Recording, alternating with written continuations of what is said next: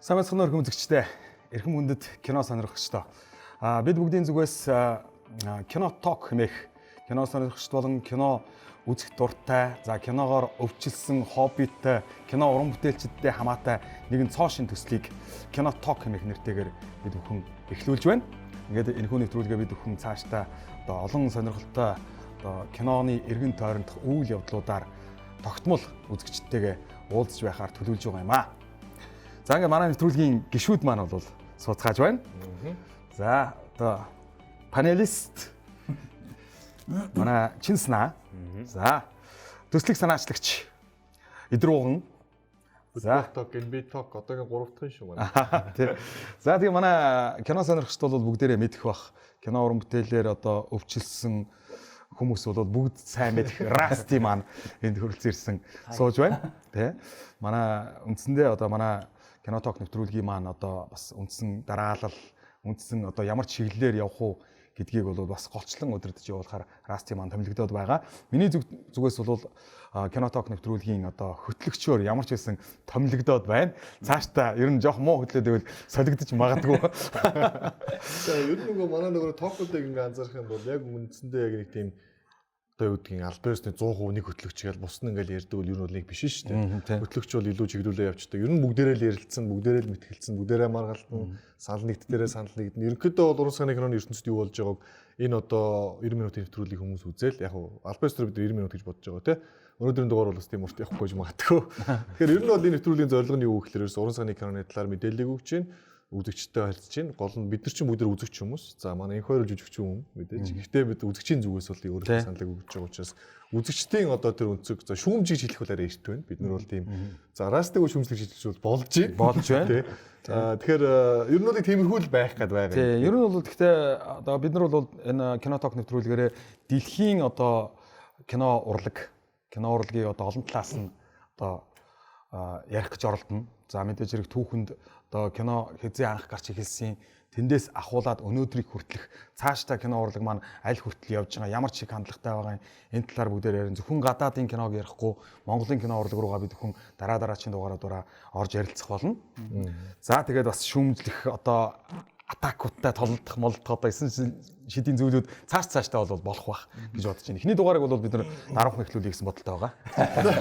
Дараахан гэсэн сэдв нэг хүн сэдвүүд байгаа даа. За эхний сэдв рүү орё гэж бодож байна. Эхний сэдв бол өнгөрөх амралтын өдрүүдээр Walt Disney брэнд бид бүхний сайн мэдэх энэ алдартай брэнд маань фэнүүдэд зориулан зохион байгуулдаг D23 гэж одоо Expo болж өнгөрсөн амралтын өдрүүдээр. За энэгээр бол онцлог олон мэдээллүүд байсны дунд бол 1977 онд одоо анх гарч эхэлсэн бид бүхний сайн мэдэх Оддын дайн гэдэг энэ одоо дэлхийн pop соёлыг оронгоор нь эргүүлсэн гэж хэлж болохоор энэ бүтээлийн маань одоо сүүлчийн ангийн постэр болон special look нь одоо цацагдсан байгаа. За энэ талаар яриагаа эхлүүлье гэж бодож байна да. Ер нь Star Wars-ыг та нар анх хэзээ үзчихсэн? Ер нь Star Wars-ыг мэдгүй юм бол байхгүй шүү. Мэдгүй юм бол байхгүй. Гэхдээ яг үздэг хүмүүсийн хувьд бол чинь бүр шал өөр юм ертөнц юм биш үү? Бүхэл бүтэн том ертөнц байгаа даа л да. Одоо 77 онд ихэлсэн яг 77 онд нь үзээгүй шүү дээ мэдээж. Яг гол нь ихэлсэн тэр энэ чинь өнө бүтэн одоо хэдэн генерашн өнгөрчихөж байгаа тийм энэ үеэс хойш. Тэгээд айгүй олон хүмүүс Star Wars-тэй өссөн. Тэгээд 77 онд гарсан гэж тэр үед 50 60-аад оны хүмүүс үзэж явсан гэсэн үг шүү дээ. Тэгэхээр айгүй олон жил явцсан юм одоо яг дуусч байгаа. Дуусч байгаа гэдэг цаашаа Star Wars бол үргэлжлэнэ. Нөгөө Game of Thrones-ын хоёр чинь шинэ франчайз хийж байгаа шүү дээ. Тэгээ цаашаа гол явна. Гэхдээ энэ болохоор яг яагаад дуусчихна гэж яриад байна вэхээр Skywalker Saga гэж нэрлэж байгаа. Яг 77 80 83 онд гарсан. 99 2002 2005 онд гарсан. За одоо 15 17 19 гэдэг яг энэ 9 анги бол яг Skywalker-ийн одоо story тэ төв зохиол. Энэ бол яг одоо эцэслэгж байгаа. Энэ бол хамгийн сүүлийн анги. Энэс цаашаа бол яг энэ ертөнцид үйл явдал нь өрнөх кино бол мэдээж гарна. Гэхдээ яг энэ тийм ч учраас саяны одоо дурдсан special look дээр яг эхлэлний 1 минут нь бүх хуучин кинонуудынхаа гоё хэсгүүдийг гаргаж байгаа. Одоо нэгсэндээ түүхээ эргэн дурсаж байгаа. Memory маягаар тийм ностальжи үүсгэсэн. Тэгэж бол харагдчихсэн. Тэгээд фэн яг Star Wars амар фэний хувьд бол үнэхээр гоё байсан. Саяны спешиалгүй үзээд бид ч та дэлгэцний хоорд орилж босч ирж бүгд л бөөл юм боллоо. Тэгээ энэ бол яг альбайсны нөгөө трейлер бол биш, спешиал лук юм шиг байна тийм. Трейлер бол биш. Удахгүй цэцэгдэх баг трейлер бодвол. Тийм, трейлер ер нь одоо нэг трейлер бол цаг нь болсон баха. 12 сар юм чинь удахгүй болох. Ер нь саяны D23-аар бол яг бүтэн трейлер цацагдана гэж айгүйх ярьжсэн. Магадлал гэхдээ цацагдсангүй. Ямар ч байсан постэр бол гарлаа. Та хэдэд ямар санагдав? Би бол манай бидэд бол тест нөгөө пострыг одоо хан дээр ямар ч авч болж өлгөнөө л гэсэн ба. Ер нь бол постэр бол надад бол маш их таалагдсан байна. Ер нь оддын дайн чинь ер нь бол нөгөө алдартай сэлэн байгаа шүү дээ. Улаан сэлэн, цэнхэр сэлэн буюу харын хүч одоо иргэдлийн хүч хоёрын л мөнхийн тэмцлийг л ер нь харуулдаг шүү дээ. Тэгээ тэн дээр бас нэг зүйл нь гой санагдсан. Яг нэг арын фон дээр Darth Sidious гэдэг яг хар талын хамгийн том эмперор байгаа шүү дээ. Тэр нөхөр ингээд тавьсан байгаа нь магадгүй одоо гарах анги дээр амьлах юм болов эсвэл одоо яаж гарах юм бол гэдэг амиг үсэн тааврыг бол надад бол амир үсгсэн. Тийм анхны тизер дээр яг нөгөө сүулт нь Палпатин нэг инээгээд дуусдаг. Тэрэн дээр ч шүү дээ бөө юм болсон шүү дээ. Онс мосаар за энэ шүү дээ Палпатин эргэж ирэх нь ингээд. Тэгэд Ian McDiarmid ч үлээ дээ. Би нэрийг хэлж чаддаг юм аа. Ирланд, Шотланд жүжигч юм ч лээ. Тэр жүжигч нөгөө нэг юун дээр байгаа юм бэлээ. Кастн дээр нь. Яг дуу оруулах юм уу, бүр бүтэн орж ирэх юм уу сайн мэдэхгүй. Гэтэ ямар ч сан байгаа юм. Star Wars тэгээд ер нь бол за 70-ад оны тэрний 3. Тэгээд сүүлдээ 2000-ад оны бас нэг тий 3 цуврал. Тэгээд ер нь дуусчлаа гэж ер нь танарт бодогдож байсан уу? Сүүлийн одоо 15 оны. Би бол амар сүүлд үзсэн. Би бол ер нь баг нэг за 4-5 жилийн өмнө баг Star Wars за ер нь үзэх ёстой мөн гэдэг нөгөө анхны ангиудээс нэг үзэхдээ яг нөгөө он цагийн дараа л үзэх юм уу? Эсвэл нөгөө анх нөгөө кинонууд нь гарсан дараа л үзэх юм уу гэдэг мэдэхгүй байсан байхгүй. Одоо яг энэ Avengers-тэй ойролцоо байхгүй юу? Тэгээд яг үндэ би бол Star Wars-ийн амар бол фан бол биш. Гэхдээ зүгээр Star Wars-ийн энэ уран сахны киноны ертөнцид оруулсан хувь нэмэр нөр амар юм байгаа байхгүй. Тэр чинь нөгөө special effect гэдэг юм чинь ерөөсөө энэ киноноос чинь болоод Hollywood тэр чигээр өөрчлөгдсөн. Тэгээд энэ саяны нөгөө одоо бид трейлер үзэж байгаа байлуу? Үзэн. Үзээ арай болоогүй. За бид тэгвэл трейлерын тухай тэр үед нэрий. Тэгээд альтрууны нөгөө растыг хэлдэр цаашаа өөрчлөх баг. Яаж ч утсан ийм ашигтай франчайзыг хизээч зогсоохгүй. Өөр дөрүүд гаргаж ирнэ те чи нэг тийм одооны нөгөө генерашн дээр зориулсан үйл явдлуудыг гаргаж ирнэ.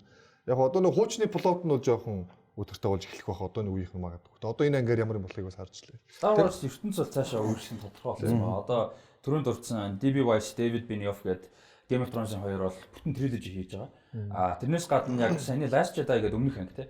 Тэрийг найруулсан Ryan Johnson бас триложи хийж байгаа. Трилогтой 3 ангитай бас хийж байгаа.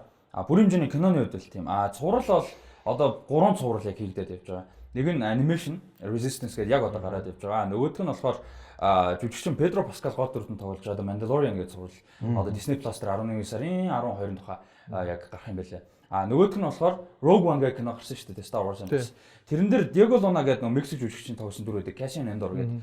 Тэр дүрийн талаар бас энэ юу цуврал бас гарна Disney Plus дээр тэр бас хийгдэж байгаа. Зөндөө юм их тийм. Бас нэг юу байсан сая нөгөө D23 дээр гарсан Obi-Wan Kenobi дээр тоглосон. Obi-Wan Kenobi-гийн series бас. Тийм Obi-Wan Kenobi би бүрийг бас алгадчихад Star Wars фэнүүд бас ингэсэн баг гэж боддог. Тийм Ewan McGregor өөрөө ирж ирж байгаа. Тийм.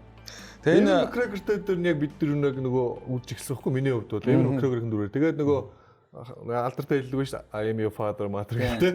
Тийм хүмүүсээс ч ингээл ер нь бол ойролцоо татгатал байгаа юм. Гэтэ энэ сүүлийн трейлер дээрээс бол яхаар үзэх ёстой юм шиг санагдсан шүү дээ. Оддын дайн гэдэг кино бол ер нь бол дэлхийн кино урлагт хамгийн анх одоо од гаргасан одоо тэр од гаргасан талаар бол ерөөсөө зүгээр таамагласан тэнд ийм байдаг болов яадаг бол одоо мөрөөдөл маягаар те хүний зүуд мүдэнд л оруулж кино урлагт одоо од гаргасан маань бол орж ирж ирсэн болвол яг энэ киноноос эхлээд бүр од гаргасвал угаасаа байдаг бүр зүгээрчгүй тэнд одоо бүр хүмүүс байдаг тулалддаг одоо өөр ертөнц байдаг гэдгийг харуулсан юм киноос энэ киног анх нөгөө хийх үед нөгөө би Спилбергийн баримт киног үзчихсэн юм л да. Тэгэхэд бол нөгөө дээхэн үед чинь нөгөө одооных шиг найруулагч нар чинь хоорондоо хон байгаагүй юм байлээ шүү дээ.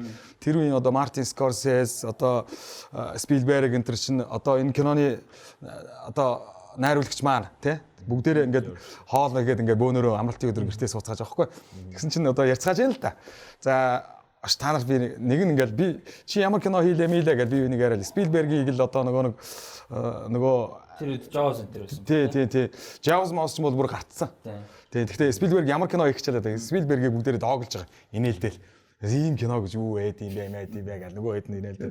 Гэсэн чинь Спилберг суусан гайгүй тэр гайгүй чи одоо яг ямар кино хийж байгаа вэ чи эдэрт хэлдэ гээд Жорж Лукас хэлж байгаа байхгүй юу.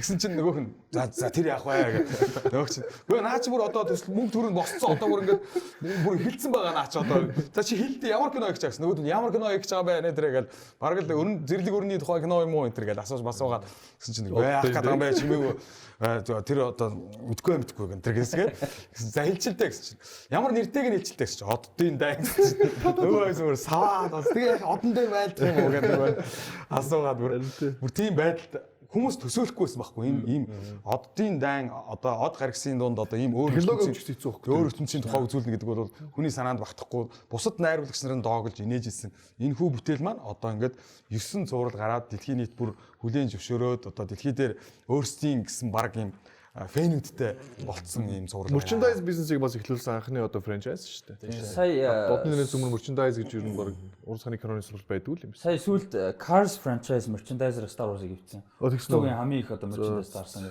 Тэр сайхны хүртэл Star Wars байсан.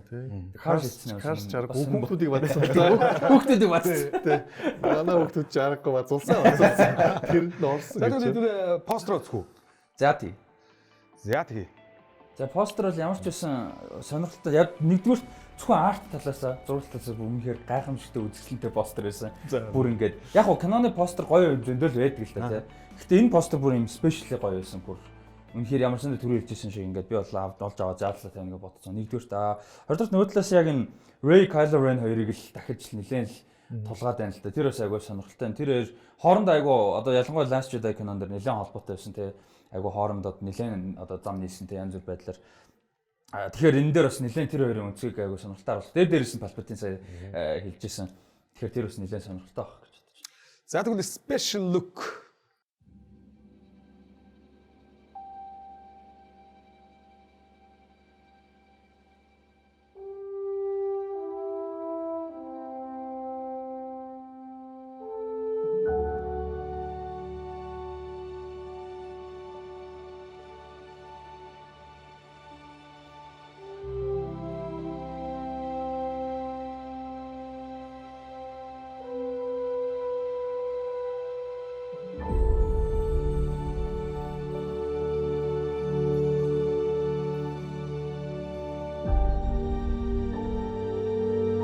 Passed on all we know.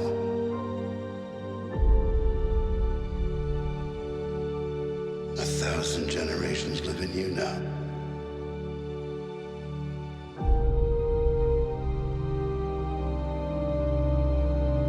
But this is your fight.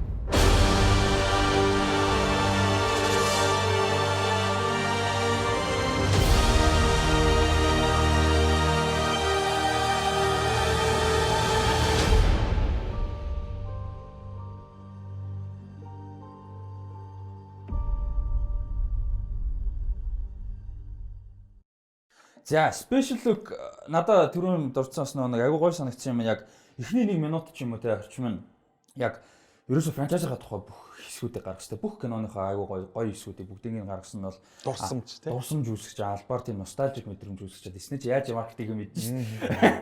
Тэгээд тэр нь айгуу гоёсэн. Тэгээд төгсөл рүүгээ харин яг шинэ футаж гарч ирж байгаа дээр яг гоо гоё харагдаж байна лээ. Гэхдээ мэдээж ярих хэвээр хамгийн чухал юм бол Ray явах те. Хамгийн төгсөл мэдээж. Тэр бол маш том байсан. Тэгэд Палпатин яриа өрж байгаа нь бас айгуу сонирхолтой. Тэрний ардаас те.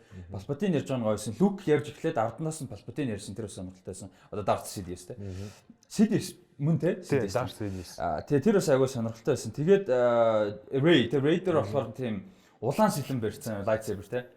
Тэгээд dark side руу орсон уу үгүй юу? Тэр бол одоо аль хэдийн бүр ингээд Reddit дээр бүр амар юм болоо те. Нөмргөө өмссөн. Тийм, нөмргөө өмссөн. Тэгээд одоо яг хоёр юм талтай lightsaber те. Тэр яг dark side руу орсон уу үгүй юу гэдэг дээр хамаг яриа өргөх. Энэ Star Wars гэсэн лого шүү дээ.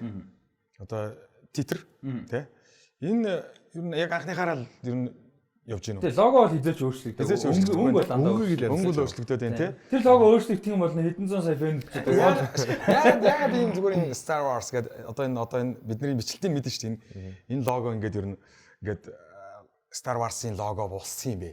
Яг нь тэр үедээ зүгээр ийм загварнгой байна гэж хийсэн л баг. Ийм болно гэж боддог. Тухайн үеийн стилч нэг тиймэрхүү нэг юм өгдөг үйл байхгүй юу? Тийм тухайн үеийн стил гэхэр чинь яг тэрнээс жоохон өмнөх рүү ороод ирэхээр нөгөө манай дэрвийн одоо John Wayne-ийн үеийн одоо титрүүд ороод ирсэн. Тэнгүүт энэ одоо жишээ нь тухайн үедээ жоохон ирээдүг харсан тийм титр байсан. Ер нь айгүй олон юм шинжилт хийсэн л дээ Star Wars-тай. Одоо яг үндсэн франчайз бол одоо ингээ 9 дэх кинон олж тэр нөгөө opening crawl гэж ярьдаг те нөгөө нэг текст ингээл Star Wars аймаа яваал тэ цаашаар бичиг бол тэр бол бүр ингээд яг хуу тексттэй эхэлдэг кино зөндөө байсан. Гэхдээ тийм бүр ийм том хэмжээний оператик хөгжимтэй оркестр яваал тэрэн дээр ингээл зохиол нь бичигдэл тийм бол байгаагүй. Төстэй бол байсан. Тийм учраас одоо чинь ингээд миний хувьд бодож байгаа амар ингээд бодохоор бүр ингээд стратеги кино байсан маань юм гүн гэдэг шиг болж байгаа юм. Энэ 12 сарын 20-нд те Star Wars-ын яг тэр opening title-ыг сүүлийн удаа анх удаага үзсэн. Тэгээ анх удаага шинэ киноны тэр title-ыг анх удаага сүүлийн удаа үзсэн. Шинэ кино одоо яг ийм тэгж гисэн кино баг. Тэгээд цаашаа үргэлжлүүлээ гэхэд яг тийм тэр title-аар эхлэхгүй. Дээрээс нь агуу хөгжмийн зохиолч та одоо бараг 80 хүрсэн үгүй. Хөгжмийн зохиолч John Williams Star Wars-ын сүүлийн удаа яаж байгаа хөгжмийн зохиолчор яг ажиллаж байгаа. Тэгэхээр ерөн дээр бол айгүй ач холбогдол ихтэй. Яг за шинэ анги ер нь ямар хөө үйл явдалтай байна гэж бодож байна. Шинэ бол ангийн үйл явдал амар тийм юу байгаа. Сонирхолтой байгаад байгаа. Би яг нөгөө трейлерыг дахиж үзмээр санагдсан л та. Тэгээд найруулагчид болохоор тэр нөгөө сайн гарсан трейлер дээр ингээд хуучны нөгөө ангиудын дүрсүүдийг бас зүгээрч нэг хийгээгүй.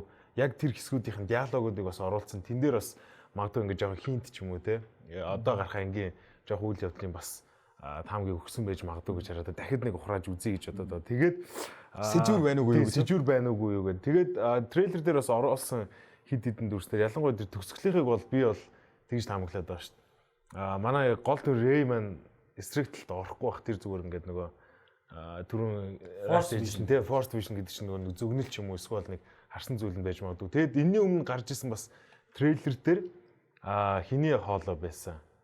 Сайн сонсон бол Obi-Wan-ы хоолой байсан уу? Тий, Obi-Wan байсан. Тий, Obi-Wan-ы хоолой байсан. Тэгэхээр Obi-Wan-ыг бас магадгүй нөгөө нэг Jedi-уудын хүч болохоор ингээд нөгөө сүнсийн хэлбрээр биеийн хүч гэсэн сүнсийн хэлбрээр гарч ирдэг.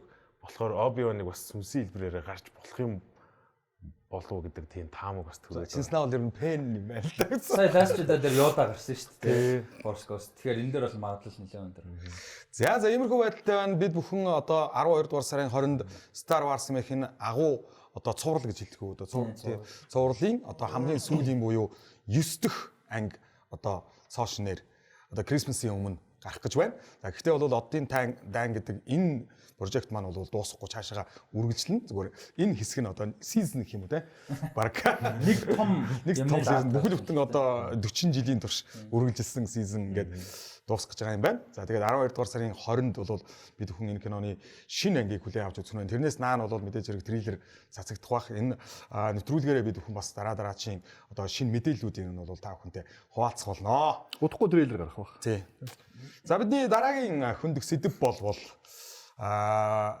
дэлхийн одоо бас өвмөц найруулагч гэж хэлж болох Quentin Tarantino-гийн 9 дэх уран бүтээл болох Once Upon a Time Hollywood гэдэг кино Монголд тэр зам гигантын кино театрт нээлттэй хийсэн. Кино театрт тэр нээлт хийжсэн юм. Энэ бас айгүй ач холбогдолтой үзэр байсан тийм. Энэ болохоор Монголд анх удаа Quentin Tarantino одоо найруулагч уран бүтээлчин кино театрт хамгийн анх удаа гарсан үзүр яг тэр үзүр л байсан. 8 сарын 22-нд. Ер нь өөр улсад театрт тэр нэр үстэй. Нээдсэн л дээ. Манай хоцорсон. Манайх бол яг нэг 7 хоног хоцорсон санагдаад би андуураг бол тэгээд яг үзүрээ бол тийм ач холбогдолтой үзүр байсан. Тэгээд нэгт суудл үлдээгүй бүр ингээд дүүрэн үзсэн. Айгүй гоё үзүр байсан. Тэгээ Монголд бол жишээ нь Тарантиногийн киног бол манай кино театрууд нээлтэндээ нэг төдийлөн авдаггүй юм шиг байна. Тэгээ ер нь Тарантиног үздэг хүмүүс Монголд ер нь хэрэг байт юм лөө. Дуртай хүмүүс. Дуртай хүмүүс бол яг цөөхөн байдаг баг. Контент Тарантино дээр ингээд харагдаад байна. Надад болохоор яг ихэнх манай Монголын үзэгчд бол Тарантиног үзэх дуртай гэж хэлэх нь өөрийгөө нөгөө нэг уран сайны кино мэддэг гэж одоо хүмүүс нь одоо юу гэдэг худлаа гайхуулах тал дээр айгүй их байдаг байхгүй. Яг тэр кинонуудыг яг ингээд үзэгвэл ихэнх кино амар ойлгомжгүй шүү дээ. Ерөнхий мас ойлгохгүй шүү дээ киног яах гээд байгаа ингээд. Одоо Once Upon a Time дээр ч гэсэн альтернатив бид нар ярьжсэн хүмүүс алхаад гарсан зөндөө хүмүүс хаяад гарч байгаа болоос тэ үйл явдлын дөрөөсөө ойлгоогүйгээд. Гэтэ Quentin Tarantino киног үзэх юм хүн өөрийгөө бэлтгэх хэрэгтэй болчиход байгаа. Ноолн Дикаприо Монголд байдаг шиг байна. Тэгээ яг гоо энэ юун дээр бол мань хүн бол үнэхээр алсан билээ. Би бол бүр ухаалтах гал гарсан. За Тарантиногийн тэгвэл ингэж асууя л да та ядис. Тарантиногийн одоо 9 кино ингээ гарчлаа шүү дээ тий. Хамгийн таалагддаг кино чи аль кино вэ? Одоохондоо Once Upon a Time холиод бас яг яагааг байна. Шинэ байна. Кино ер нь нэг тийм кино хөгжим урлаг те. Нэг хэсэг хугацааны дараа нэг дахиж үзээ, дахиж мэдэх нэг тийм мэдрэмж нь өөр өгдөг штэ. Тэгэхээр Once Upon a Time холиодыг тооцохгүйгээр бол надаа Django яг миний хамгийн дуртай гэж. Яг best яг кино нь бол биш яг хамгийн сайн гэж бодож миний хувьд хамгийн дуртай. Django болохоор Тарантиногийн арга барилаас арай илүү наашаага реализм тал руугаа амьдрал руугаа ойрхон л доо. Ойрхон гэж үү? Тий. Амьдрал руу ойрхон байхгүй юу? Ер нь бол бусад кинонуудтай төсцөөтэй. Ер нь бол үндсэн хайрцаг нь. Хамгийн ойрхон тийм болохоор хүмүүст илүү одоо би зөндөө хүнээс Тарантиногийн кинонуудыг асуусан байхгүй юу? Аль нь чам таалагддаг вэхээр билиг ус тумстгал утгагүй л гэн одоо Pulp Fiction-ыг бол мэдгүй би юу гэж ойлгодгүй. Тэнгүүд чам таалагддаг нь юу гэхээр Django л гайгүй гэдэг байгаа байхгүй юу? Django тэр нь яагаад байна вэ гэхээр narrative буюу үйл явдал амар ойлгомжтой байхгүй чигээрээ явдаг. Тийм явж байгаа. Pulp Fiction ч нааш цаашаа өсрөнтэй. Тиймэрхүү. Юу болохоор Kill Bill ч амар overstyled амар стилтэй. Хамгийн энгийн гэх юм бол Jackie Brown. Яг хажууд нь бол хамгийн одоо энгийн яг бас тийм энгийн биш гэхдээ black exploitation гэдэг жанр. Гэхдээ ер нь бол байж болох хамгийн энгийн одоо буулгасан кино нь Jackie Brown гэж хэлэхэд нэг буруу. За нөгөө еврейчүүдийг хамгаалсан еврейчүүд ч яг Inglourious Basterds. Inglourious чиний юм шүү. Миний гол Inglourious Basterds гэхгүй ялч чиг. Үцгэд үнэн кайфтай тийм. Үцгэд бол амар кайфтай. Inglourious Basterds бол яг нөгөө нэг Quentin Tarantino-гийн кинонуудаас яг нөгөө хамгийн их нөгөө үйл явдал нь илүү хурц тийм үү. Өөдөөдгүй кинонуудынх нь нэг юм шиг санагдчих шүү. Эхлэн бол амар гоё шүү. Эхлэн гоё, Kill Bill бас амар гоё өөдөөдгүй. Эхлэн бас л амар гоё. Яг тэгвэл Тарантиногийн кинонуудын эхлэл бусад ямар ч найруулагч, ямар ч зохиолчдын санаанаас гарамгүй зүйлийг шууд одоо тавьдаг те. Тарантиногийн киноны нэг тийм амар сонин үл мэдэг хаашаа ирэх гээд байгаа нь мэддэхгүй нэг тийм сцен заавал байдаг. Тэ? Яаж энэ сцен яг яаж дуусгах юм болоо алдах гээд байгаа юм болов яах гээд байгаа юм бол гэдэг нэг pop дээр ингэдэг шин шүү дээ. Тэр бол ингэдэг шин бол яг тийм. Энэ дээр бүр зүгээр. Тэр манайд чи нөгөө юугаар нөгөө Pulp Fiction дээр хүмүүс ингээл яг олон зэн бодолтой байдаг шүү дээ. Зарим нь бол амар утгагүй кино одоо яг юу өгүүлэх гээд байгааг нь мэддэхгүй. Ерөнхийдөө бол Once Upon a Time нөгөө Pulp Fiction хоёр бол ерөнхийдөө тэр талаараа жоохон ойролцоо. Ер нь бол тэгээд нөгөө Тарантино дээр нөгөө нөхөр чинь ингэдэг байсан гэдэг аахгүй. Ингээл амьдралын явцын туршдал өөрийнхөө амар бүх кинонуудыг үздэг байсан. Тэгээ бүх найруулагчтай уулздаг гэдэг. Хүн болгоны хэлсэн түүхүүдийг зүгээр ингээд нөгөө одоо нөгөө баарн цугаал хүмүүс ярилцж байгаа тал тэрийг сонсонгуудаа тэр хүмүүсийн ярьж байгаа юм аваад бичээл авчдаг гэж. Тэгтээ нөгөө бичаанууд нэг өөрөө цаасан дээр бичих байхгүй. Мань үний нөгөө тархин нөгөө юу гэдэг аахгүй. Нөгөө спонж гэдэг. Ямар ч мэдээллийг аваад өөртөө ингэ шингээгээд авчдаг мэдээлэл. Тэгээ мань үний ерөнхийдөө бол тэр толгойд ингээл янз бүрийн ингээл уран сайны кинонд ороогүй ингээл олон янз хүмүүсийн битсэн ярьсан түүхүүд байд юм шиг байна. Тэгэл тэднээсээ ингээл ямар шүү нөгөө юмуд нь ойролцоо харагдаж байна. За энэ бол нэг иймэрхүү нөр дүр байна даа гэл. Иймэрхүү дүр байна гэл бүх дүрүүдээ бодж явж байгаад сүүлд нь тэрийг хойлол нэг кино болгочдөг. Тэгээ тэр нь болохоор бас юм үйл явдлууд нь амар тийм ойлгомжгүй байх магадлал айгүй өндөр. Юун дээр Once Upon a Time холиуд дээр жоохон тайлбар хийсэн дээрх тий. Юуны хувьд үзүр дээр сая айгүй олон хүмүүс тэгжлээсэн л та. Айгүй олон үзүрүүд манай үзүр дээр л байв. Гэхдээ бусад бас театр гарч яваагүй юу? Манай дээр бол нэг ч хүн гарч яваагүй. Гэхдээ бусад үзүрүүд дээр айгүй олон хүмүүс дундаас нь гарч явж байна тий. Юу ч ойлгохгүй байна гэсэн хүмүүс байна. Унтж байгаа хүмүүс их байна. Уцаа орлож байгаа хүмүүс их байна. Бас тийм зөндөө гарч ирж л дээ. Яагаад вэ гэсэн юу болоод байна гэж ойлгохгүй байна гэдэг. Яг хуу нэг талаасаа бас тэрийг ойлгож болохоор юу болоод байгааг ойлгохгүй. Ягаад тэгэхээр энэ бүр Америкийн кулчуртай соёлтой айгүй холбоотой үйл явдлын талаар кино болохоор одоо Монголд юу гэдэг 69 оны үеэр кино бусад орныхоо ойлгоход нэг өөр байна шүү дээ. Тэрнтэй адилхан яг 69 он бос үйл явдал. Би сая санаандгүй 69-ыг холбоцсон юм.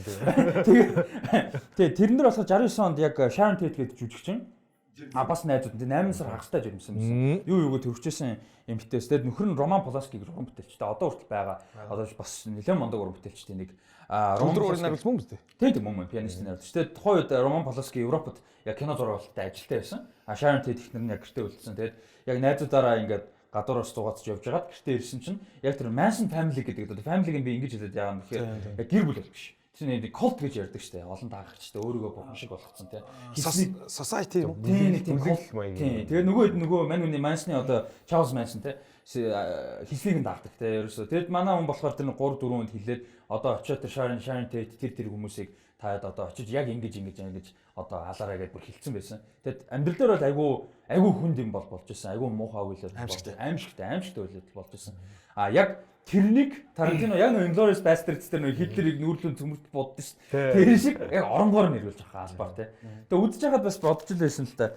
Яаж өөрчлөх вэ гэж би амар гайхц тий. Хиний Margot Robbie тогс тий Sharon Tate-ийн тэр тэгэд бүр амар үзлий алж малчих үү дээ. Яах вэ би бүр амар айжсэн. Тэгсэн чи яг мэдээж Тарантино учраас яг оронгоор нэрвэлээд Charlie Manson энэ дундуур бас нэг гарна. Charles Manson хайлт гараад явна. Тэрний үгээр одоо яг тэр нөгөө айлд ирээд гарна. Ирээд гарахтаа тэр жүжигчнийг харчихна. Тэгээ ерөнхийдөө бол за энэ айл би дараа нь ирж эднийг алах юм байна гэдэг төлөвөө босруулсан ч юм байлгүй тий одоо ингээд ийг гардаг. Тэгэхээр тэр үеэр одоо хүмүүсийн гайх бол одоо үдцсэн хүмүүс ингээ эргээ харах юм бол тэр чинь тэгвэл нөгөө нэг айхтар алуурчин ч байсан юм байна шүү дээ гэж бодохоор тийм жоохон сценүүд айгу олон байна. Тэгээд энэ ертөнцид болохоор Sharon Tate болон тэднийг аварж байгаа бол манай Brad Pitt-ийн хоёр DiCaprio хоёр Rick Dalton, Cliff Booth хоёр аварж байгаа байхгүй. Бас манай DiCaprio-гийн эхнэрийг бас мартчих. Francesca гэдэг үг нөө. Үзэгчтэй бас энэ талаар жоохон тайлбарлаж хэлэхэд одоо Charlie Manson-ыг мэд хүмүүс нь мэдэх байх. Charles Manson-ыг мэд хүмүүс нь мэдэх байх. Бас мэдэхгүй хүмүүс байгаа. Энэ бол 1969 онд болсон нэг тийм хар бараан үйл явдал. Энэ Холливуудад болсон. Нэг тийм бурхны одоо гэдэг юм уу эсвэл нэг юм харын талын хүчч гэдэг юм уу нэг тийм юмд өөрсдөө итгэсэн тийм залуучууд толгойлогч Charles Manson нэг 3 эмэгтэйтэй 3 охинтой одоо нэгсэндээ хиппинер тий өөрсдийгөө бас яг зам мөрөө олж амжаагүй ч байсан юм уу мэдэхгүй тэд нар яг юунд итгэдгийг бол бид нар мэдэхгүй тий яг хоо Charles Manson-ы агуу олон бичлэг яриануд байдаг тий тэр дээр бол өөрөө тэр колто цуглуулж ярьж байхдаа бол өөрөө агуу олон юм ярьсан юм бид нар ингээд удахгүй Америк болон дэлхийд ингээд raceтэй үндэснүүдийн дайн болно. Цагаан арьстай хүмүүс бид нарт авч явах хэрэгтэй. Бид нар цагаан арьстай хүмүүс илүү бүх юмараа илүү бид нар бэлэн байх хэрэгтэй, устгах хэрэгтэй гэсэн ойлголтыг аягүй ярьж өгдөг байсан юм байна. Гэхдээ Sharon Tate-ийг алсан жоох өөр холбоотой. Тэр бас аягүй сонирхолтой төг. Charles Manson дуулдаг, дуучин. Аягүй гой дуунууд бүтэн цомгоо нүртэл гарсан байдаг. Тэр нөхөр карьераа дөнгөж эхлүүлэхээ явж байхдаа нэг менежер залуутай явж байгаад мань хүн окей, чиний карьер арай бүтэхгүй юм дээ. Авьяасч өгөхгүй байна. Эсвэл ямар нэг шалтгаанаар мань үнийг хайцсан студиэсээ. Тэгээ манай ер нь тэрэнд амар ууралсан. Тэгээд тэр одоо менежер ч юм уу да одоо executive ч юм уу продюсер ч юм уу тэр хүнийх нь гэр нь яг тухайн үед Роман Полански, Sharon Tate шинээр худалдаж авсан байрнаас. Тэр хүнээс худалдаж авсан яг байрнаас. Тэгээд мань хүнийг бол яах гэж очиж байгаа байхгүй юу? Тэрнтэй уулзах очиж. Уулзах тийм. Тэгээд өөр хүн байнгут нь ерөөсөө л уур гаргаж байгаа байхгүй юу? Ерөнхийдөө нэг товчондоо бол юм яг яриад байл мэдээж. Энэ нөгөө 5 алгаас чинь гадна дахиад бас нэг өөр бас алгууд болсон байхгүй юу? Тэр араас нь дараад нь. Тэгээд чи шүүх хурлан болоод байна. Маш аимшигтайгаар одоо хэрцгийгээр олон хүний амийг хөнөөсөн ийм явдал болсон. Энэ нь бол одоо чинь дэлхийн хүмүүс бол мэддэг. За тэгээд энэ Charles Manson-ы энэ аллагын тухай одоо шүүх хурал мурлынхын тухай зөндөө кинонууд байдаг, баримт кинонууд байдаг. Тэгээд тэр одоо нөгөө 3 охин нь одоо 3 эмгэн болсон шоронд байж байгаа шүү. Нэг нас орсон тий. Энэ үйл явдлаар Quentin Tarantino бол үндсэндээ кино ирэх гэж байна гэдэг сенсацийг бол тараасан. Тийм ээ. За тэгэнгүүт жилийн өмнөөс хүмүүс ингээд энэ ямар хөө кино болох юм болоо гэж. За тэгэнгүүт нөгөө бидний сайн мэддэг алдартай жүжигчд болох Brad Pitt, Leonardo DiCaprio нар маань тоглохоор болоод явчихгууд эдний маань алах гэж байгаа юм биш үстэй. Энд гэсэн айдсууд энэ зөндөө бий болсон. За харин энэ Once Upon a Time гэсэн энэ кино маань саяхан гараад үзэгчд бол одоо сэтгэл сайхан болсон байх гэж бодож байна. Яг манайхны хувьд бол нөгөө Брюслигийн дүр гарна. Яг амьдрал жоохон мутаасан. Тэр бол ганц шүүмж дагуулсан буюу Брюслигийн охин нь бол бүр киног хайж гарсан шүүмжилсэн контент манай аав ийм онгороо хүн байгаагүй бусдыг тэгж өөрөө зүгээр охин тэ бусдыг тэгж үддэггүй явдаггүй ингэдэггүй гэсэн. Брюсли бол энэ кинон дээр бол харин яг ингээ жоохон эсрэг маягаар Брюслигийн тэрнээс гадна Карим Абдул-Жаббар бас нэлээд дургуутсан. Тэр Брюслигийн баримт бүгд дургуутсан. Тэр үдэн таньдаг байсан хүмүүс яг гэхдээ үзэхэд үнэхээр тэгсэн л байлээ л дээ. Яалтчгүй үнэхээр Брюслиг бол айгүй доош нь хийцэн л. ганцхан шинээр гарч байгаа шүү дээ. Яалтчуд ихсэн л санагдсан л да. Тэгээ ер нь яг уу Тарантино кинонууд нэг тийм яг racism, sexism хоёрын яг нэг ирмэг дээр л явдаг л да. Хийх кинонууд Once Upon a Time in Hollywood дээр амар том шүүмжих юм бол нилээн racist санагдсан надаа. Зөвхөн тэр Jet-Li гэнэ Bruce Lee ч биш те. Ерөнхийдөө надаа айгүй олон юм дээр тэгэж бол санагдчихсэн. Яг үдчих байхад. За Тарантиногийн одоо энэ 9 дэх уран бүтээл бол өмнөх уран бүтээлүүд ба шүү дээ. За Django, одоо Inglourious Basterds. За нөгөө хоёр эмэгтэйчүүдийг ухаад байдаг чинь сүүлд нөгөө хоёр эмэгтэй яалдаг чинь ямар кино вэ? Хоёр эмэгтэй адилтгаа. Нөгөө алуурчин Kill Bill үү? Kill Bill. Биш ээ, бас нэг кино байд юм аа. Jackie Brown. Тийм. Grindhouse. Тийм. Тэр мөр одоо кинонууд ба шүү дээ. Тэр кинонуудаас одоо энэ шинэ гарсан энэ кино юугаар онцлог өөр байваа гэж. Яг тэгэхээр нөгөө Тарантино маань бол үндсэн гол зарчим бол би бол ингэж анзаардаг байхгүй. Тарантино эхлээд эсрэг талын гол дүрээ үзүүлдэг те. Бүр адгийн амтэн шүү энэ бол те. Ямар муухай хүн бэ гэж хүмүүс үздэл те. Үзэн ядтал тэр дүрийг гаргаж ирдэг. Дараагаар нь шинэ манай дүр маань гарч ирдэг те. Ингээ явсаар байгаад нөгөө адгийн амтныг бүр нохоон өхлөөр өхүүлж дуусгадаг те. Ерөөсө гол зарчим нь яг тэрүүгээр явдаг. Энэ нь болохоор эхлээд адгийн амтнаа үзүүлчих гэхлээр тэрэн дээр зөвхөн Django, Inglourious Basterds хоёр дээр л юм тэгсэн л дээ. Бусад кинод нь бас яг тийм биш. Одоо Reservoir Dogs мос үзсэн бол яг хин нь юу юм бүү мэд амар учраа утгагүй. Pulp Fiction бас яг тийм гол дүр гэж байхгүй. Хин нь сайн хүн юм уу бүү мэд. Бидний дуртай Vincent Vega, Jules хоёр үнэн бүтэхгүй хөснөөр алгарч хоёр баг шүү дээ. Тэгсэн мөртлөө тийч бид нар дуртай дүр тий. Тэгэхээр яг Inglourious Basterds, Django хоёр дээр л яг тийм их байсан дүрэн тийм. Тэгээ тэрийг айгуу ингэж яадаг. Түүнээс ш. Энэ дэр ч гэсэн тийм тий. Once Upon a Time in Hollywood дээр бол яг эсэг дүрнүүд гэж яг байгаа ч юм уу гүрч юм уу шахуу тий. Тэгээ бас нэг сонирхолтой юм.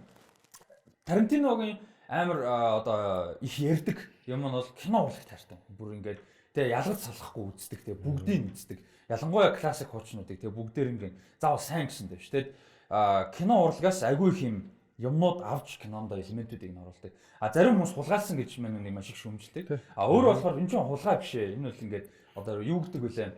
Одоо дурсгал гэх юм одоо хайшаа тий ингээд тэрийг оригинал санаагийн одоо респект гэж хүндэлж байгаа тий гисэн утгаар юм а гэж бол айгүй их ярьдаг өөрөө бол тэрийг нуудаггүй санаа авдаг. Тэрний бас нэг гоё юм нь Once Upon a Time in Hollywood хамгийн юм юу кино шиг яг тийм кино урлагийн тухай кино шиг санагдсан. Бус нь бол яг хуу кино минь гардаг л та Inglourious Basterds дээр хүртэл кино театр гэж. Гэхдээ Once Upon a Time in Hollywood бүр яг юм яг кино урлагийн ингээд хайртай гэдгээ ингээд энэ уран бүтээлээрээ илэрхийлж байгаа юм шиг надад бол яг мэдэгдэжсэн. Бастер дээр чи Гитлерийг одоо ямар муухай хүмүүс вэ гэдгийг хүнд нь үзүүлдэг шүү дээ. Тэгээд төсгөлд нь бүгдийг шүршрээ шатаагаад конец болгоод дуусдаг. Одоо ер нь баг контент чинь өөрөө энэ киногоороо уран санийхаа энэ биш энэ кино урлагтаа ерөнхийдөө нөгөө мэхийн соёлоод тэгээд дахиж ер нь кино хийхгүй гэдэг юм шүү. Эсвэл Hollywood шүүм гараад байгаа юм шүү. Сая эсвэл Hollywood одоо ингээ баг болоо гэд. Hollywood Reporter дээр ярьцлага өгсөн байсан. Тэрэн дээр бол яг ардах киногоо хийхэд бол хийн гэсэн байсан. Энэ дээр нэг байх нь шүү. Тэгээ 10 киногоор бол ямар ч байсан бүрэн хэмжээний кино урлагаас бол одоо ингээ за барина гэсэн байлаа. Тэгээд энэ тэрэн дээр болохоор яг амар тийм эпилог юм шиг санагданаа тийм. Одоо яг юу гэж яг мань хүн хийсэн бэ гэхээр ардах кино нь бол ерөөсөө өөрийнх нь 9 киноны одоо давуу талууд байгаа шүү дээ хэтрүүлсэн юм те сторинууд стил зураг авалт тэр нэг сонин юмны хүлэн донтсон юм шиг юм зураглууд ерөөсөө бүх юмыг нийлүүлсэн бүр юм те over the top хэтрүүлсэн тим юм бол хөл бол банк те хөл бол банк тим кино бол байна гэсэн байлаа 10 дахь киногоо бол ямар ч байсан. Тэгээ би бол зөв юу одоо энийг үзэх хүмүүс одоо магадгүй бидний нэвтрүүлгийг үзэж за ер нь үзье гэж бодож байгаа хүмүүс байх юм бол үзэж байгаа тохиолдолд яг эхний тэр нэг хэдэн минутын нуудгаар нь одоо спойлер хийх гээд байна л да. Тий одоо хэдүүлээ спойлер одоо ихээс ерөнхийдөө бүх сценүүд гоё сүулт ингээ базагддаг юм а гэдгийг хэлчих. Тэгээ голон дээрөө хэдэн нөгөө нэг октод алхаа явдаг шүү дээ. Хипи октод алхаж явлаа. Нөгөө юу руу орлоо. Нөгөө хотхон тосгон хогийн сав руу. За. Хогийн савнд ороод янз бүрийн юм аваад тэр нь бол яг бүгдээрээ нөгөө бодит нөгөө болсон үйл явдал дээр сэтвэлсэн жоон тийм утгагүй мөртлөө сүүлд нь тэр бүхнүүдийг бүгдийн нөгөө тайлбарлах сценүүд гэж яваад байгаа байхгүй. Тэгээ альтруу асууж ирсэн шүү дээ энэ хоёр нөгөө та нарын хамгийн дуртай Тарантино кино юу вэ гэдэг. Би бол нөгөө Pulp Fiction хэлдэг байхгүй. Pulp Fiction-ыг үзэх болгонд би нэг шинэ юм олж авдаг. Тэргүүрээ нөгөө амар нөгөө мүлжүүртэй одоо уран саний кино гэх юм уу та.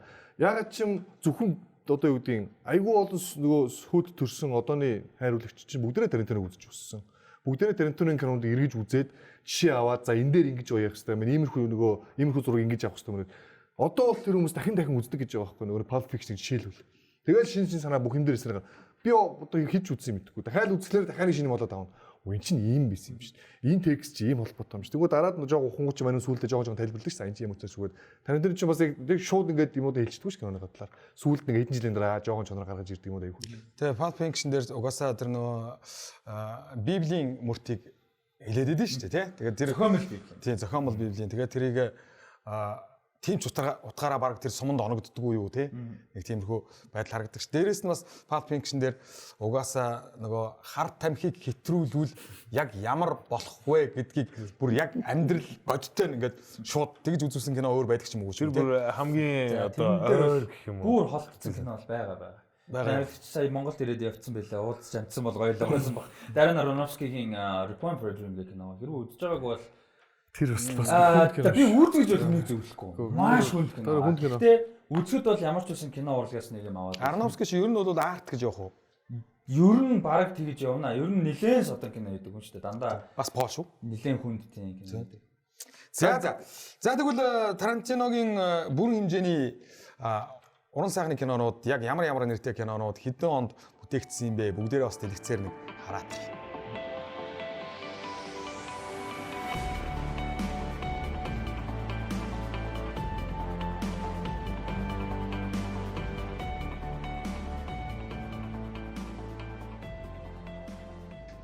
Зарим үзэгчтэй Кино Talk нэвтрүүлгийн топ 10 гэсэн булан дээр бид хүн тулж ирээд байна. За ингээд топ 12 үлээ. 10 яг өнөөдөр бол 12. Өнөөдөр бол 12 байгаа тий. За ингээд топ 12-ыг бүгдээрээ сонирхоо. Яг юун тухай яг ямар хуу кинонууд байгаа талаар нь бол сюрприз. Тий, тэр топ 10 дээр чинь бид нар ихэвчлэн нэвтрүүлээ төсөл гаргадаг л та. Тэр нь бол яг энэ удаа бол эртнээс гаргаад угаасаа нөгөө нэг ярьж байгаа зэвсэгтэй холбочих учраас. Тэгэд Квентин Тарантино өөрийнх нь хувьд одоо бүх цаг үеийн хамгийн агуу киноны жагсаалтыг ганцхан удаа л хэлж өгчээсэн юм билээ. Тэр нь 2012 оны сэтгүүлд өгчээсэн ярилцлаган дээр л байдаг. Тэгээд мань хүн бол 10 кино унш 12 киног өөрийнхөө зүгээс нэрлсэн байдаг. Тэгээд энэ 12 кинон тэгээд одоо манайс мэдгүй зөөхөндөө тэгээд мэдгүй нэг ихтэй. Хүн болгоны сэтгэлд бол топ 10, топ 100 эсвэл топ 3 киног л байгаа байх. Тэр дундаа Квентин Тарантино гэж энэ өвөрмөц сэтгэдэг, өвөрмөц үзэл бодолтой, өвөрмөц арга барилтай, тэ өвөрмөц ертөнцтэй энэ найруулагчийн топ 12 нь ямар кинонууд байна вэ? Бүгдээр харцгаая. За ингээ Кино Talk-ийн анхны топ 10 энэ удаа ихтэй бид топ 12-оор эхэлж байгаа. Квентин Тарантиногийн хувьд 12-т орж байгаа кино нь Taxi Driver. За. Taxi Driver-ыг үзчихсэн. За энийг харж ирсэн. Хард кино. Хүнд кино. Тэр чинь Taxi Driver бол мундаг кино. Миний бол ямар ч нэг топ 50-д бол явж лаа. 4 Оскарт дэвшээд тэгтээ Оскар олжоогүй. За тэгээд хиний Дэнир бол их залуу байсан тий. Фит байсан байна. За 11-р орнд орж байгаа нь Sorcerer гэдэг кино байгаа. William Friedkin. Тэгээ Friedkin-ийн бүтээл. Тэр Sorcerer нь бас нэлээд хил ам дагуулж ирсэн байна тухайн үедээ. Гэтээ одоо юу гэдэг өнцгөр эргээд энэ киног үзэх юм бол их тийм эерэг хандлага гардаг гинэ. 10-р оронд John Flynn гэдэг найруулагчийн Rolling Thunder гэдэг бүтээл 1977 оны кино байгаа. Энэ киноос орж ирсэн юм байна. Би ч энэ киног би орж сонсоогүй. Би бол анхудаа л харсан. Rolling Thunder гэж миний мэдхээр Bob Dylan-ийн нөгөө аялан тоглолт байдаг. Сая Martin Scorsese Rolling Thunder гэдэг баримт киноос. За 9-р оронд Pretty Maids All in a Row гэдэг 1971 оны Roger Vadim гэдэг найруулагчийн бүтээлийг Quentin Tarantino шилдэгүүдийнхээ нэгт оруулсан байгаа юм да. Тэгээд энэ бол анхны яг сонсож байгаагүй кино. Тий. За 8-р оронд бидний мэдих Jaws Spielberg-ийн бүтээл. За Jaws бол угаасаа Jaws ч одоо блокбастер гэдэг юмыг эхлүүлсэн гэж байна шүү дээ. Тарантино өөрөө угаасаа энэ киноны улаан фэн. 9 сард манай Cannes launch-тэй гаргах гэж байгаа шүү. Jaws-ыг оо. 7-р оронд Howard Hawkins гэдэг найруулагчийн 1939 оны бүтээл байгаа. Бүр 40 оны. His Girl Friday гэдэг кино. За энэ одоо энэ лөө бид нар одоо манай Монголын нэг хар цагааны кинонуудтай адилхан дул авчтай чинь. Тийм бид нар ч ер нь энэ хар цагаанууд бол цөөхөн хэдэн кинод мэдээж алдартай эдийн. За 6-р оронд нь Sturge найруулагчийн 1963 оны The Great Escape агуу орлоо. энэ сагуу бүтээж Энэ бол өстой мундаг кино. За Once Upon a Hollywood энэ бас гарнаа гэж. Тэрийг бас хэлчихье. Энэ бол өстой гоё кино. Энэ киноныхаа эсхийг бас гоё оруулсан. Энэ Алькатраасаас оргод. Цэвэрхээ оруулсан. Биш үү? Гүү. За 5-р алдарт The Good, The Bad and The Ugly. Сержио Леонегийн 1966 он Clint Eastwood. Эннио Морриконегийн хөгжмөр алдартай. Супер од байсан юм шүү дээ. Сайн мөрцгийг гурав гэж манайхаа ярьдаг. За. Тий. Энэ ч өстой агуу. Үнэхээр амар. Солонгосчууд сүүлд нь бас энийг солонгосчууд загвартай хийсэн лээ. 4-р он тарин 1993 оны бүтээл орж байгаа. Dazed and Confused гэж. Яа энэ нөгөө Матью МакКонахигийн нэлээд том карьерийнх нь чухал кинонууд энийг 93 онд гэсэн Ричард Линклейтер кино. Энэ өстой гоё кино. Үзэж байгаа хүмүүс бол үзэрээ гэж зөвлөө. Маккана хийж одоо энэ дээр хүртэл одооных шиг байгаад байгаа юм байна. 3-р онд 1976 оны Carrie гэдэг аим шиг кино. Brian De Palma-гийн кино байна. За энэ Carrie шүүд ремейк хийсэн. Гэтэ тэр Carrie бол энэ Carrie гүйцээгүй. Энэ Carrie бас үзэх хүстэй хүмүүс үзэрэй гэж зөвлөмөр бас ялтчих юм тэр гоё кино. За 2-р онд бас л 1976 оны бүтээл Michael Ritchie-гийн The Bad News Bears гэж. За энэ кино энэ. Энэ бас сонсоогүй кино. 76 оны кинонууд их байна тий. 70-аад онд л Яг өөрийнх нь яг нөгөө өсчихсэн яг улаан өстө нөгөө уран саний кинонд автцсан үеийн кино зохиол болсон. За ингээ хамгийн шилдэг нь түүний бодлоор бол Francis Ford Coppola-гийн Apocalypse Now. Яа, за. Энэ бол угаасаа домогт дээ шүү дээ. Francis Ford Coppola-гийн Вьетнамын дан. Снапчууд киноноос гадна нөгөө продакшн нь асуудалтай байснараа алдартай. Тий. Мундаг кино. Тэгэл энийг энэ агуу найруулагч хамгийн шилдэгэ гэж нэрлсэн байна да. За. Мэд кино цөөхөн байна. Магадгүй энэс болоо бид нар бас энэ киноноос үзүүл бас яагаад сонсоогүй 3 кино бол ялчгүй байна. За ингээд бид бүхэн Quentin Tarantino-гийн өөрийнх нь одоо амьдралынхаа туршид хамгийн одоо гоё таалагдсан одоо супер гэж үздэг 12 киног дарааллуулж үзлээ. За энэ дундаас бас зарим хүмүүс таалагддаг киноч байх шиг байна. Зарим хүмүүсийн бүр огт харж байгааг үзэж байгаа киноч бас. Тэгээ энэ листээр нөгөө нөхөр өөрөө гаргахтаа айгүй тийм хэцүү байдлаар гаргасан юм байл л. Тэгээд өөрөө ч амар олон киноны фэн хүн. Тэгээ бүр өөрийнхөө хамгийн дуртай гэж хэлдэг байсан хэд хэдэн киноноо хүртэл энд оруулаагүй л гэж байгаа. Тэгэхээр энэ бол яг зүгээр тухайн үедээ моментээр гаргацсан лист байж болох юм. Одоо мань хүмүүс шал өөр листээс гаргаж магадгүй шүү. Бас магадгүй. Миний нэг ярьжсэн ярианаас нь сонсож байхад Space Odyssey 2001 гэсэн. Space Odyssey гэж бас ярьжсэн. Айгүй тийм кинод ярьдээс те тэднийг аялж оруулаг өгөх бол айгүй их байгаа байхгүй. Тэгээ магадгүй нөгөө буцаад нөгөө яг өөрийнхөө нөгөө уран санийхаа үзэж эхэлсэн яг юугаа илүү шилжсэн чийс харагдаад байгаа байхгүй. Өөр оны ганцхан байгаа шүү. Кинонд дурлж исэн үе юм шүү. Өөрөө 63 оны хүн те. Тэгээд 76 7 онд 63 4-тэй хүүхэд байхдаа яг кино театрт Парадисо кино театр шиг ингээд суудаг байсан үеийнх нь тэр дурсан жоо. Тэгээд одоо гарч байгаа кинон дээр ч гэсэн ихтэй маань бол өөртөө тохиолдсон анх нь Холливуд очиж байгаад өөртөө тохиолдсон туршлагуудыг аюул олон сценээр оруулсан гэдэг байгаа байхгүй. Тэгээд ялангуяа тэр нөгөө хин хоёрын дүрээр те нөгөө Брэд Питт нөгөө Леонардо Ди Каприо хоёр тохиолдож байгаа үйл явдлууд бол яг мань хүнд өөрт нь Холливуд анх очиход тохиолж исэн үйл явдлууд. Сая Once Upon a Time дээр нөгөө Брэд Питт чир дээвэр дээр ер нь тэр цамцаа тайлах ямар шаардлага байсан юм. Тэр зөвхөн би харуулах гад тийм чи ер нь харуулчих гэдэг Тарантино гэсэн үү? Ер нь харуулчих зүгээр. Ямар ч шалтгаангүйгээр хувцас тайлдаг тий. Хувцас тайлж яг яах чаа тий. Халууцсан л баггүй. Тэгэхээр хувцас тайлж байгаа сценыг нэрөөсөө трейлерт оруулаагүй шүү дээ. Тий. Тэр маань бол заавал тэргээр бол нэг хүзчний татах сонирхол байгаагүй л байгаа байхгүй. А өөр найруулагч юусэн бол тэгж байгаа. Ализены трейлерт нь баг хамгийн ихний тизер нь баг Брэд Питт хувцас тайлж байгааг хэлж байгаа байхгүй. Тарантино ч анх ер нь жүжигчнээс гараа гихсэн. Би бол миний мэдхийн Жорж Клунитэй нэг цус орогчтой нэг үлгэрийн кинон дээр тэр From Dusk Till Dawn тэрэн дээр зохиолч ярьжсэн. Зохиолч ярьсан. Жон дүр өгөөл идэж тэр кинон дээр. Яг өөрөө бол яг анхандаа тайзны жүжиг бол бичих сонирхолтой байсан.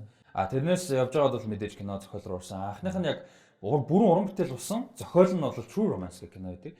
Тони Скотт найруулагч нь байсан. Одоо биднээс амт тэр Gladiator-ыг найруулдаг Ridley Scott найруулж байна. Дүүн одоо Top Gun-ыг найруулж байсан. Тийм. Тони Скотт найруулагч нь найруулсан кино бол тэр үзэж байгаагүй бол бас үзээрэй гэж зөвлөмөр True Romance бол тест айгүй гоё кино байдаг. Тони Скотт бол амиа хорлцсон. Тийм. Харамсалтай. Тэгээд Тарантино тэгж ярьжсэн. Би түрүү ярьжсэн нөгөө Hollywood Report дээр ярьсан байсан. Тэрэн дээр болохоор яг 10 дахь киногоо дуусгачаад тайз руу орно гэсэн мөлий. Тайзны жүжигийн зохиол руу бол орно. Яг тайзны жүжиг зохиолжиж найруулмаар байна гэсэн мөлий. Тайзны жүжигийг одоо ямар төвшөнд аваачиж ямар шинэ хэлбэр ер нь бол тайз чинь бол одоо үндсэндээ дэлхий дээр бол ер нь гацчихад байгаа шүү дээ. Одоо цаашаа яг яах амт хийгээд нэг хэсэг дундуур нь одоо contemporary одоо абсурд гэж яваад тэгээс үлдээ болохоо хаачхаа мэдхээ байгаа тэрийг үзгээ байгаа. Лин-Мануэль Миранда ч сая нөгөө. Тэнгүүд одоо Тарантино бол тайзыг дахиад бас шинэ төвшөнд авч магадгүй тий. Магадгүй л. Сонирхол байх. Сонирхол байх бах. Тий. Дараагийн киног илүү хүлээж байна да. Түрүүний ирүүлдэг нь үнэн бол бүх юм одоо шилдэгүүдийг нийлүүлж байгаа нэг гоё кино энийг үл тэр бол амар юм бах. Нөгөө нэг 2008 оноос Sharon Man явсаар энд гейм болдог шиг ийм юм гэдэг ч байна. Яагаад тиймэрхүү юм байх гэдэг юм шиг. За тэгээд Quentin Tarantino-гийн талаар бид бүхэн бас нэлээдгүй ярилцлаа. Тэгээд Quentin Tarantino-гийн киног үзэх дуртай эсвэл Тарантино гэж юу нь яг яагаад би ойлгодгүй юм бол энэ киногийн нэг одоо нэг тухтай үзээтгэхий гэсэн хүмүүс байх юм бол те Once Upon a Time-ыг очиж үзээрэй гэж өөрөх байна. За тэгээд ер нь бол Кино Talk нэвтрүүлэг маань бол ингээд шинээр гарах гэж байгаа кино, за гарсан кино, за өмнө одоо бид нар цаашдаа бол өмнө гарсан түүхэнд үлдсэн томоохон кинонууд юугаараа онцлогын яагаад ийм кино бүтсэн те тэр үед ямар хүчин зүйлсүүд нөлөөлсөн гэдэг талаас нь ярих болно. За тэгээд дээрэс нь бас Монголын кино урлаг руугаа орох болно. Бид эхнийхээ одоо дугаар дээр бол Монголын кино руугаа бас төдийлөн хамаагүй ороод яах вэ гэж бодсон байна. Тэгээд зүгээр л туршлын дугаар өө. Ийм дөрвөн сугаал кино ярих юм аа. Цаашдаа бид хүн бас ингээд бид дөрөв дээр шинээр нэг зочин одоо хөтлөгч өөрж оролцуулж явах бас тийм бодолтой байгаа. Жишээлх юм бол Монгол киноны талаар бид нар ярих хэрэгтэй болвол тухайн киноны одоо найруулагч ч юм уу оролцож жүжигчин ч юм уу хурж ирээд ярилцаж болно. Тэр жүжигчин өөрийнхөө киног өмөр нь бид бүхэн мяална асуун тий яагаад танай кино мундагийн өнөөдөр Монголын кинон та нар ер нь шинэ дэвшил авчирч чадж гинөө чадахгүй байна уу гэдээ бид нар бас жоохон ярина. Ер нь бол нэвтрүүлгээ бол илүү бас их тийм гал авалтсан жоохон халуун нэвтрүүлэг байлгахыг гэсэн зорилго бол байгаа. За дараагийн бидний одоо ярих гэж байгаа сэдв бол тун удахгүй одоо дэлхийн тавцан дээр шинээр нээлттэй хийх гэж байгаа шинэ кинонууд ер нь ямар кинонууд байна вэ гэж.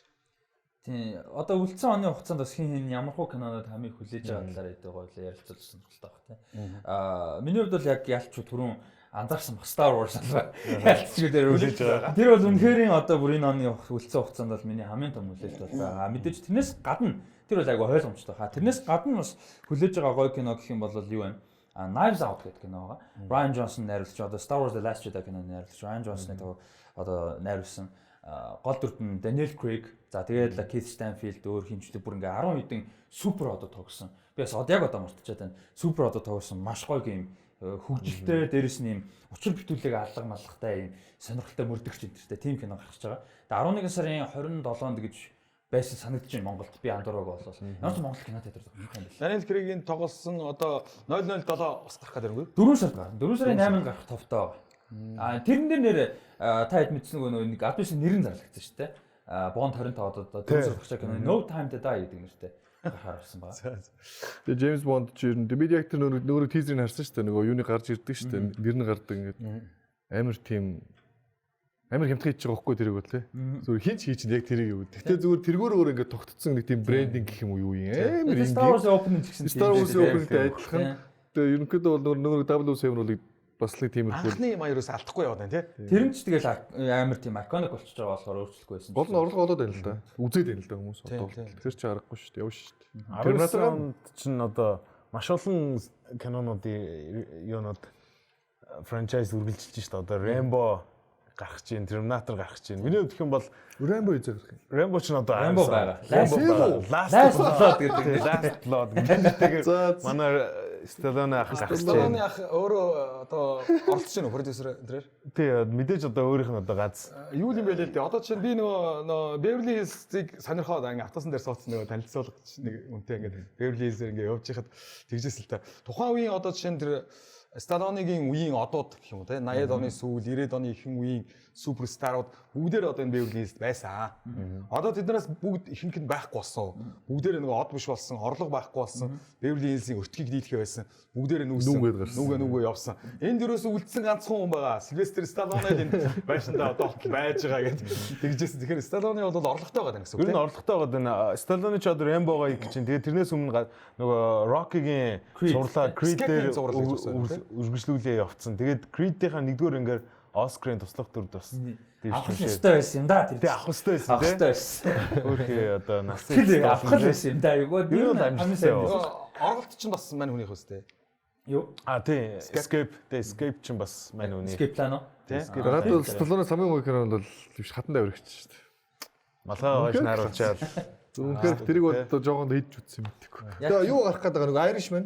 Тийм. Irishman Scorsese-гийн тэр бүтээл бол яг харахгүй одоо агуу гурвлыг буцаагаад гарах гэдэг юм шүү дээ. агуу гурвлыг буцаад нийлүүлэх гэж байгаа. Роберт Де Ниро, Ал Пачино, Joe Pesci. За дээрээс нь Ал Пачино анх удаага Scorsese-тэй хамтарч ажиллаж байгаа. Тий, тэгээд Joe Pesci, Роберт Де Ниро хоёр чинь ерөөсөө баг ингээ бүх цаг үеийн хамгийн агуу хослол гэдэг тэр сүүлд гарсныг топ 10-ыг би судалж байхдаа харсан чинь одоо хамгийн олон кинонд тоглосон, хамгийн топ кинонд тоглосон хослол гэсэн чинь яг тэр хоёр гарч ирж байгаа юм байна. Scorsese Ал Пачиног ерөөсөө хамтарч байгаа юм уу? Тийм, айгуу сонирн байна. Одоо 70-80 хүрцгээж байгаад яг анх удаа. Тэгээд яг ерөнхийдөө тэр Irishman бол нэг тийм айхтар нөгөө юу хангстер хүний амьдрал дээр л одоо хийсэн нөгөө зохиолыг л уран санааг нь болгож байгаа юм байна л та. Тэгэхээр ер нь бол Scorsese-гийн бүтээлүүдийн нөгөө айхтар классикуудтай ойролцоол юм хүлээж байгаа юм бид нар бол уусаа. Ит гэж кино нэх гэж тий. Тийм, It 2 дугаар анги гарч байгаа яа. Тэгээд нэг нь бол бодоо олгосон бүр шүү дээ. Дэлхийн нийтээр бодоо олгосон. Маш их орлого олсон. Растил аимшигын кино гэдэг. Би болохоор хүүхдийн кино юм шүү. Гэхдээ тийм хайр тарах юм бол гол дүр хүүхдүүд учраас анзаараагүй болоод тэгж байгаа байна. Аимшиг кино. Тэгээд юу бол маш сайн кино болсон байсан. Нэг нь бол үтсэн хүмүүс маань мэдж байгаа. Тэгээд 2 дугаар ангиг бол нэлээд сайн болно гэдэг итгэлтэй байгаа.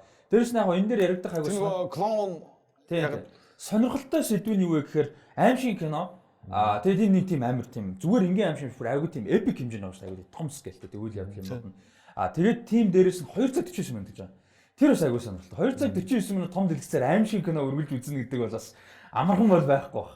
Тэгэхээр би бол шүү дээ тийшээ яадаг хүлээж чинь тэгээд манад театруудаар тослон усрын загдаад игцэн баг шүү. Игцэн байсан. Тэр аимшигын одоо амтын гэх юм уу хүн гэх юм уу тэр Joker тийм тэр лүү ингээд хүүхдүүд Pennywise тийм хүүхд ер нь бол аимшигын кинон дээр бол нөгөө цаад нөгөө айлгагч итгээдээсээ бүгд л айдаг штэ зүгтдаг штэ тийм өөдөөс нь тэмцээн наачдаг тийм тийм яг бүтэн үзэл гоё алиалагчийн бизнесийг үгүй болгосон кино шүү дээ. Тийм ер нь бол тийм энэ кино гарснаар эн чинь бүр өмнө дахиад бүр анх гарч ирсэн кино сүүл гарсан. 90 он сурал хийсэн. Тэгээ алиалагчийн бизнесийг өрнөхөд нэг хэсэгтээ Америкт бол байхгүй болгосон кино байхгүй. Тэгээд яг энэ кино зөв яг үнэлдэг гол юм нэг үхлээр тэр аимшигын мөчүүдийг инээдмийн мөчтэй их гоё холдог. Тэргүүрээ их гоё. Тэнгүүч чинь нөгөө би бол аимшиг кино зайдаг юм байхгүй. Яг цэвэр аимшиг киног бол үзэж чаддаггүй. Итийг би ягаад үзэж байгаа вэ гэхээр инээдмийн юм холдчихгонгууд нөгөө айх хэмжээ маань арай багасчихж байгаа. Тэгсэн мөртлөө цаанааваас ингээ айц үүснэг тийм чимээгүй айц үүсэйг дагуулж явдаг. Тэгээ одоо нийтээ 2 дугаар ангидэр чинь жоох хүмүүс чинь бүгдээрээ нөгөө юу болцсон. Бүгдээрээ нөгөө том хүн болчихсон болохоор одоо том хүмүүс алид дэчээс айх уу гэдэг надад аягүй сонир санагдаад. Тэгэхээр нөгөө ид чинь буцаад нөгөө нөхөр чинь л гэсэн үг шүү дээ итгэдэг нэр чинь өөрөө. Тэр нөгөө нөхөр иргэд ирж байгаа юм байна. Нөгөө чинь бүгдээрээ том болцсон юм байна. Одоо хүүхдүүд айлгахгүй. Одоо нөгөө чинь нөгөө том болцсон өн айлгана гэхэлэр тэр үзэх надад хүртэл бас аимшигын кино үзэх хүсэлтэй тэгсэн хэрний үзэж чаддаггүй тийм хүмүүс зөндөө байгаа юм байна гэдэг судалсан юм байна л да. Яг идрээ шиг хүмүүс зөндөө байгаа. Яг зах зээлээ ингэ чиглүүлсэн юм байна л да. Тэрэн дээр болохоор ийм бодолтой. Яг зүгээр зочоогоо л байдаг. Тим кино ерөөсөө сайн кино биш. Аимшиг кино яахнасаа. Ер нь сайн кино бүх юмыг агуулсан гэж ярьдаг те. Ер нь ямар жанр нь хамаахгүй сайн уран бүтээл бол инээдэн байдаг, драм байдаг, сэтгэл хөдлөгдөх те. Тийм гоё одоо техникэл талаас маш олон юмыг багтааж иж кино урамтай сайн болсон гэж ярьдаг. Тийм болохоор ер нь тэр тийм зочоодог кинонууд бол дан зүгээр зочоохын тулд зочоодог кинонууд бол ерөөсөө сайн кинонууд бол биш байхгүй амар хямдхан аргагүй. Тэр хинч хаач хийж болно. Яг артистик хэмжээ байхгүй хөдөлмөр багтай зүгээр цоцож байгаа бол чанга орлоод нэг юм гарч ирээ. Эсвэл бас хүний нэг сэжгийг хөдөлгдөг те. Харин It ч юм уу те одоо өөр сайн кино Hereditary гэдэг ч юм уу те сүүлийн хэдэн жил хийгдэж байгаа. Ер нь хуучны ч гэсэн сайн кинод яг тэгэхээр тэр аимшигын моментууд нь цочоож байгаа ч юм уу айлгаж байгаа тэр моментуудын одоо яг өмнөх одоо тэрний суурьнд тавьж байгаа хэсгүүд сценүүд диалогууд те дөрвийн хөгжүүлэлт тэдний сайн учраас аимшигын хэсгүүд нь илүү сэтгэлд тусдаг. Тэр нь үнцэнтэй ерөнхийдөө үлддэг. Одоо нөгөө The Exorcist байна, Omen байна тий. Аимшигын гэдэг үг чинь өөрөө одоо манай монгол хэлэнд бол яг нөгөө аимшиг гэдгээр бодогдоод байгаа шүү дээ. Ер нь бол энэ яг өндөө сүүлийн үед гарч байгаа аимшиг нууч яг аимшиг бол биш байхгүй юу? Сэтгэл зүйн аимшиг гэх юм одоо сэтгэл зүйн одоо нөгөө нэг дарангууллын кинонууд л байгаа байхгүй юу? Нөгөө хайчтай кино байж гин юу вэ шүү дээ Get out байна те. Бүгдээр сэтгэл зүгээр дарамтлаж байгаа үзэгч зурлууд байдаг шүү дээ. Тэр чинь аяар дарамтлаж байгаа юм те. Үйл явдлын жоохон текстүүд жоохон нөгөө нэг харилцаараа дарамтлаж байгаа. Тэгээ хүмүүс чинь сүлээ кинонд орчихлоо чинь яг сэтгэл зүгээр айгаад эхэлчихэж байгаа. Тэр бол ер нь тийм их үү? Яг тийм сэтгэл зүйн. Гэхдээ яг нөгөө цочоодаг сүд байна л да мэдээж. Тэгээ одоо сүлээ цочоохыг гэсэн айсараад цочоохоо өнгөрдөг юм айгүй хөлцсөн. Одоо бол ерөөс одооний сүүлийн кинонууд хараад. Одоо нөгөө ихэнх аимшиг кинонууд чинь үзэгчт нь ингээд уншаад байдаг шүү үйл явдлын. За эндээс аим шиг дүр нь гарч ирээд ингэж айлах юм байна. Эндээс ингэж гарч ирэх юм. Хүлээлт нь ингээ уншдаг болцсон. Тэгээд сүүлдээ хин үлдэх хүн гэдэг хардаг тийм. За энэ л үлдэх боломж багтаа тийм. Амьд үлдэх юм байна мэн энэ төр тийм. Нэг хэсэг ингээл цагдаа үржил асуудлыг шийддэг байсан. Сүүлдээ цагдаагаа алж малдаг болцсон тийм. Хөржөөд байгаа шүү дээ бас тэр чинь. Цочоодгууд ч бас өгжөөд байгаа шүү дээ. Түрүү нөгөө Америкт алиалагчийн бизнесийг унгасан гэсэн шиг тэр бас үнэн болоо. Америкт нөгөө алиалагчийн хоргийг тавиулсан кино гэдэг.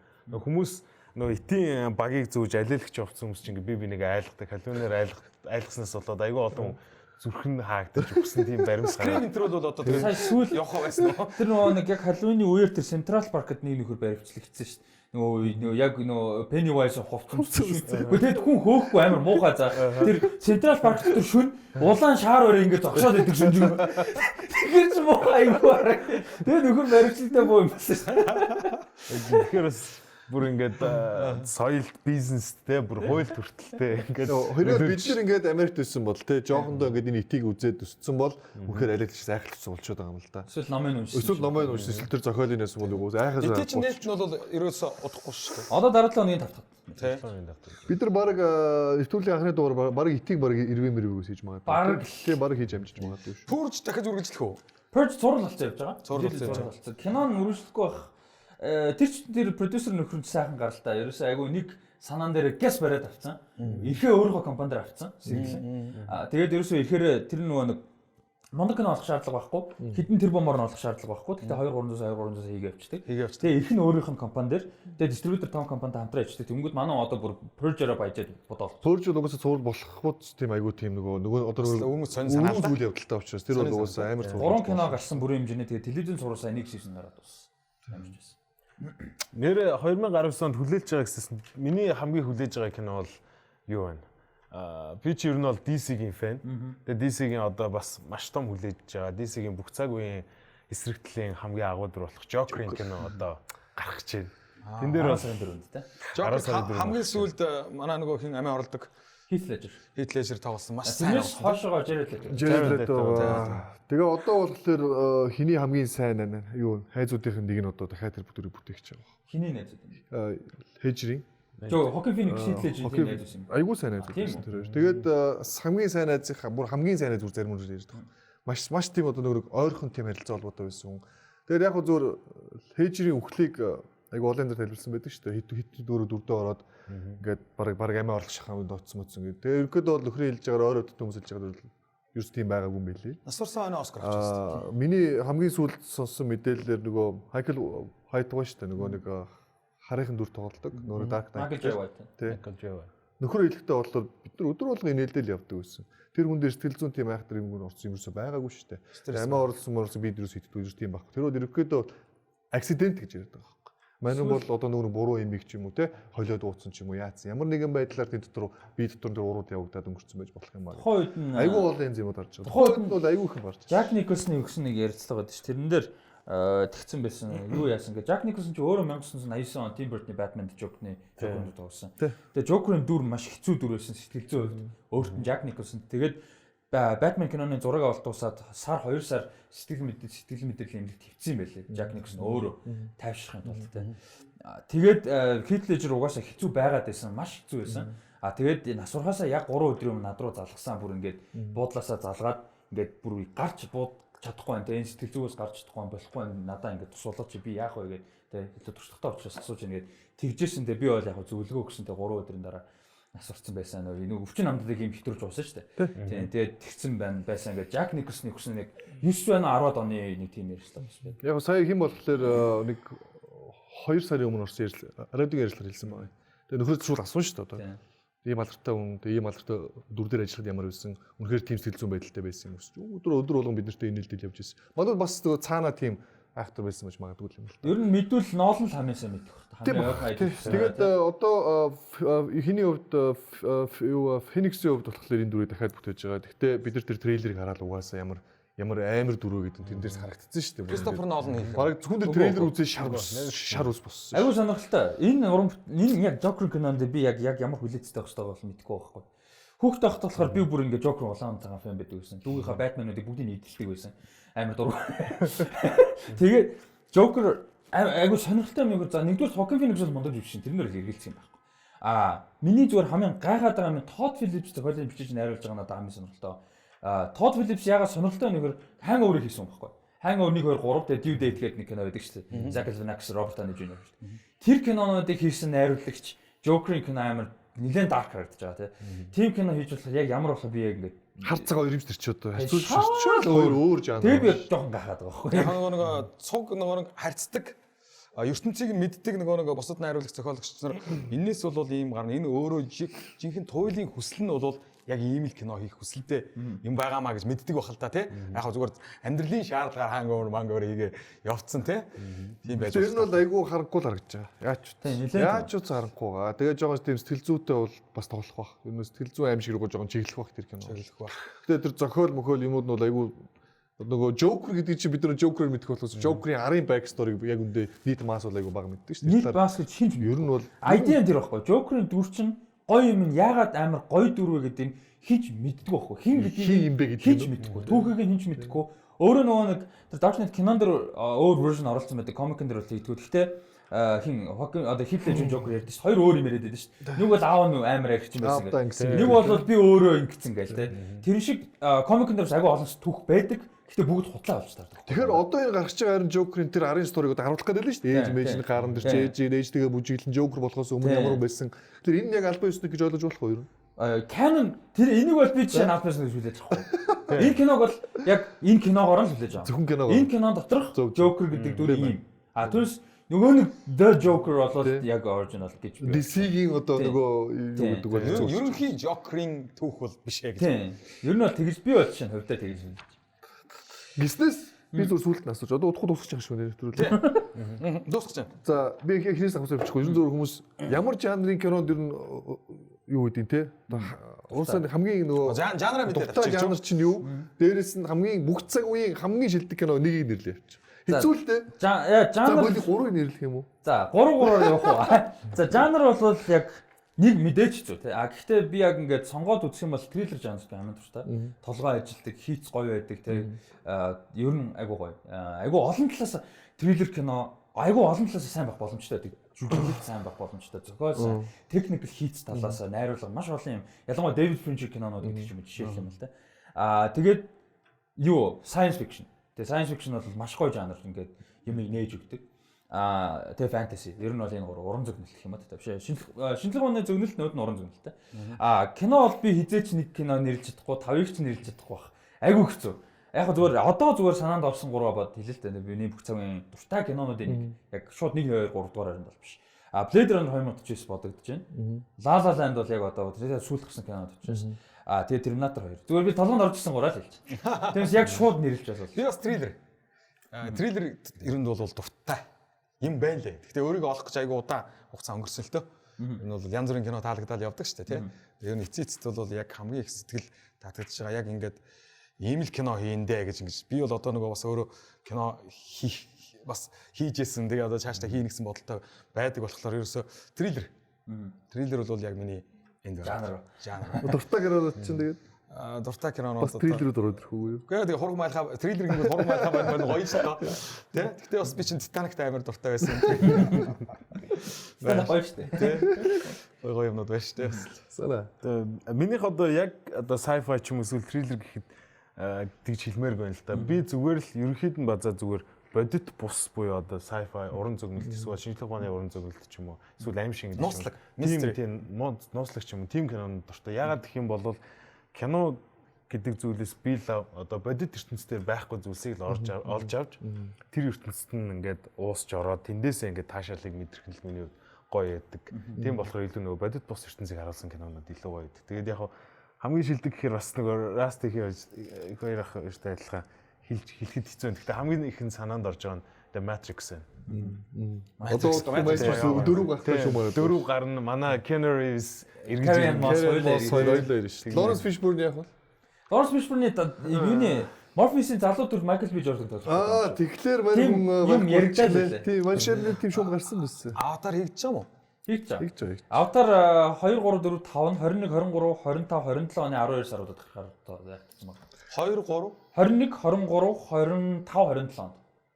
2 3 4 5 юм уу те? Оо за. 1 2 3 зураг дууссан. За. Тэгээд одоо пост production руугаа бэлдээд ороод явж байгаа. Аватар бол мэдээж хэрэг тухайн газар ингээд шууд бөмбөг тавьчихсан байгаа юм байна шүү дээ. Дөрвөн газар бөмбөг тавьчихсан юм байна шүү дээ. Тэр нь ингээд хэлбэрх юм байна ойлгомжтой. За эдрэгийн дуртай. Би бол epic кинонд дуртай байсан. Тэгээ epic кино гэхэлэр одоо мэдээж тэгэл нөгөө Brave Heart-аас л эхэлж ирсэн л да би чинь нөгөө чинь. Тэгэл нөгөө Gladiator бол амар гоё. Уусаа би тэр үед яг Австралид байж таарсан Gladiator гарч байгаа. Тэгээд Russell Crowe өөрөө Австрал жүжигчин. Тэгээд яг уусаа супер од болсон тэр кино өөрөө алсан. Epic кинонд дуртай. Legends of the Fall бол гоё тийм. Гэхдээ миний хэмжээний epic кино бол биш. Тэгээд яг сүүл рүүгээ би бол одоо нөгөө бүгшний эзэн Сайдгул Game of Thrones амар шүү. Game of Thrones руу бүр аимшигт орсон. Гэтэ нөгөө юм хүмүүсийн үзээгүй мөртлөө надад амар гоё болсон кино байгаад дуртай. Тэрний миний ерөнхийдөө топ 2-3 дээр ордог. Тэр нь одоо нөгөө юу байхгүй нөгөө Space-ийг нь тоглосон. Нөгөө нэг Paid Forward гэдэг кино. Нөгөө нэг жоох хөгтөн шүү дээ. Six Sense. За тийм ч чинь. Elijah Osment. Тий, за тэр тоглосон Helen Hunt тоглосон. Айгуу энгийн киногоо. Тэрийг үзэхэд ер нь яг л би тэр санд миний ганцхан удаа үйлсэн кино тэр байхгүй. Би кино зөв баг үлдэггүй. Би тэрийг үзээд үйлсэн. Бүх ямар кино үзээд үйлж байна. Би баг бүх кинонд ойлно. Би Монголын кино үер байна шүү дээ. Үер кинон дээр болдог нь буудуулгууд л үйлчихдээ шүү дээ. Амархан. Тэр хүүхд тогтоо үйлжсэн баг. Тэр сайн санд. Би ч сүүлд Avengers Endgame дээр зөндөө үлсэн шүү дээ. Би бол одоо Endgame үзэх болгондоо уйлчих гэдэг шүү дээ. Эргээд бол харахад бол ингээд жоохон sci-fi юу шүү дээ. Тойр бол ер нь жоохон тийм ижлэгэн жанр л шүү дээ. Жоохон sci-fi ертөнц.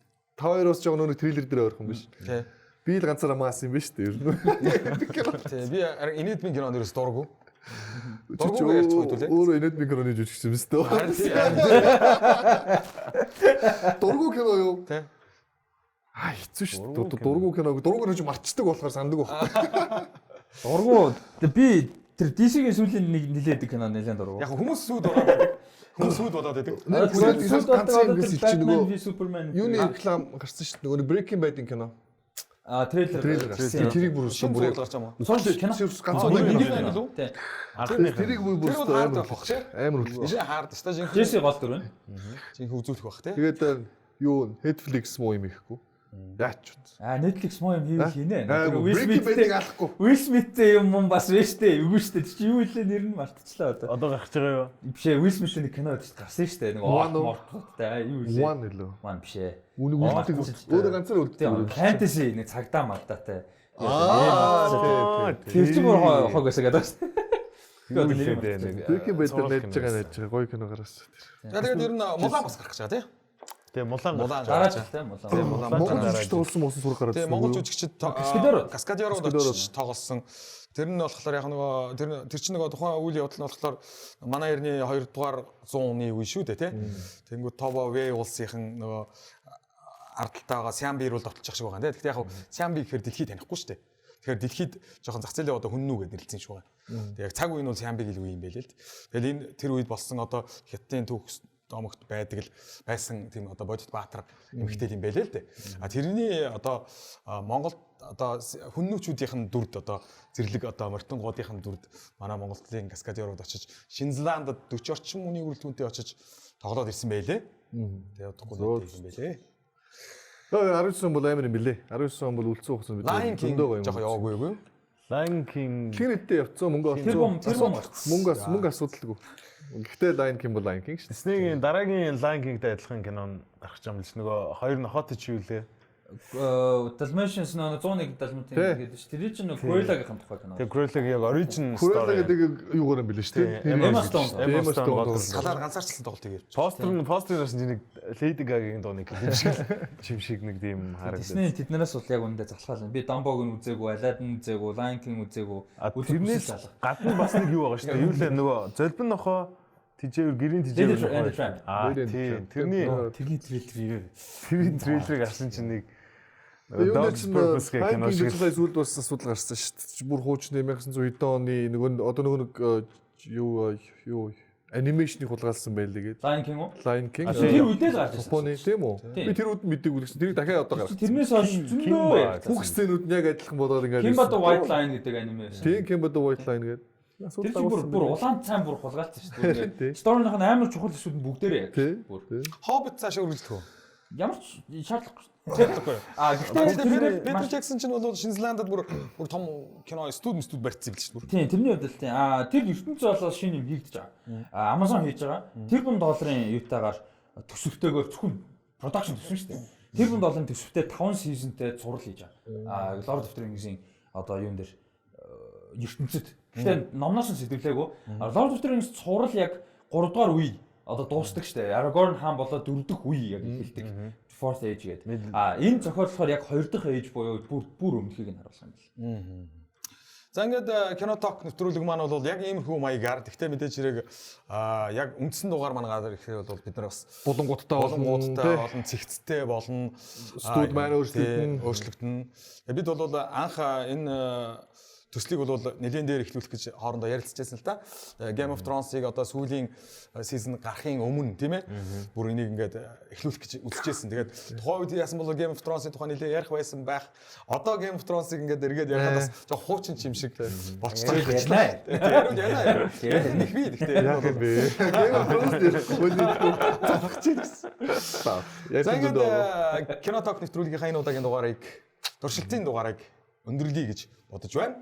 Тэгээ үзэгчид манаас яг одоо нөгөө сошиалор үзэж байгаа юм чинь өөрсдөө захиалгыг өгж болно те. Ямар бидний нөгөө 5 гишүүнээр байлгамаар дээрээс нь ямар киноны тухай ярил гоё үнэт бид нар бол тэрийг бүгдээр харьцаа үзэгчтэйгээ айгүй ойр харьцаад явна. Манай угаасаа нөгөө бүх токууд маань үзэгчтэй харьцаж явдаг шүү дээ. Бид нар бас хуучин бүр олны мэдэх болсон бүр хуучны кинонуудыг ингээд шууд задлаад ярьж бас болж байна те. Энэ кино бол ийм учиртай ийм шин тэр үедээ ингэсэн байлээ ер нь ингэсэн тэдэн төрг олсон тэдний шатсан ч гэдэг юм уу те.